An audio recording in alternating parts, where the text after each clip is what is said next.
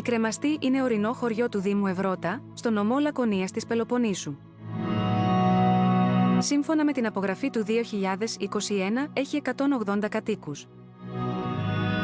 Το χωριό είναι κτισμένο σε υψόμετρο 800 μέτρων, στους νοτιοανατολικούς πρόποδες του Πάρνονα, 66 χιλιόμετρα νοτιοανατολικά της Σπάρτης. Είναι ένας ιδανικός προορισμός για όσους αναζητούν ηρεμία και χαλάρωση στην αγκαλιά της φύσης. Η ονομασία του χωριού οφείλεται στην ιδιαίτερη τοποθεσία του, καθώς μοιάζει να κρέμεται από τα γύρω βουνά, προσφέροντας στους επισκέπτες του μαγευτική θέα.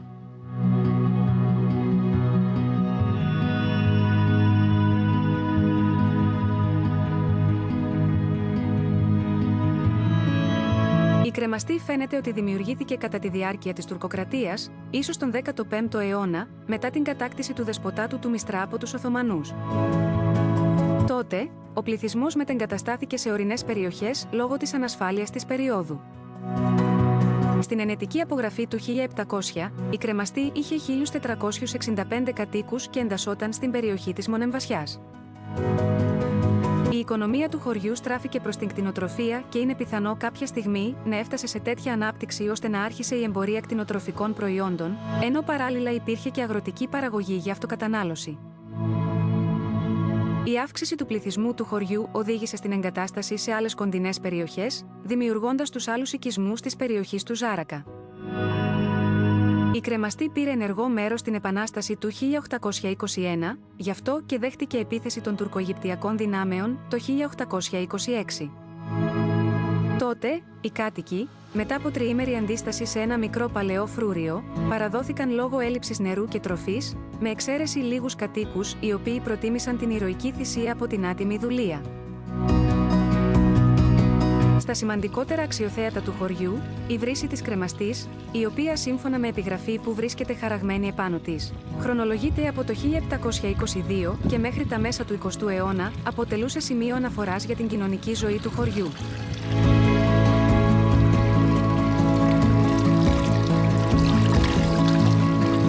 Άλλο ένα αξιοθέατο είναι η εκκλησία της Παναγίας της Κρεμαστιώτισσας, με τον χαρακτηριστικό πύργο του καμπαναριού.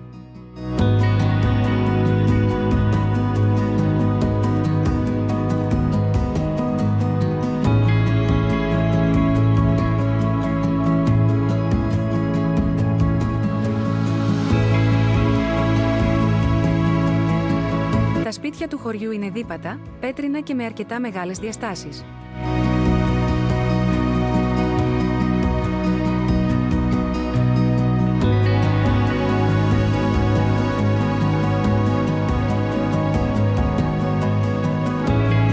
Η Κρεμαστή φημίζεται για την παραδοσιακή κουζίνα της, που βασίζεται σε αγνά υλικά από τον τόπο. Χειροποίητα μακαρόνια, τα λεγόμενα κεγκόγγες, τοπικά χόρτα, πιταρούδια, αποτελούν μερικά από τα πιάτα που θα σας μοιήσουν στις γευστικές απολαύσεις της περιοχής.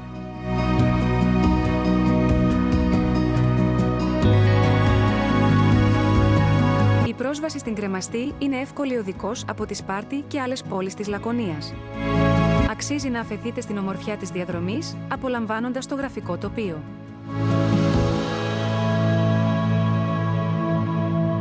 Στην περιοχή υπάρχουν επίσης αρκετά μονοπάτια για τους φίλους της πεζοπορίας.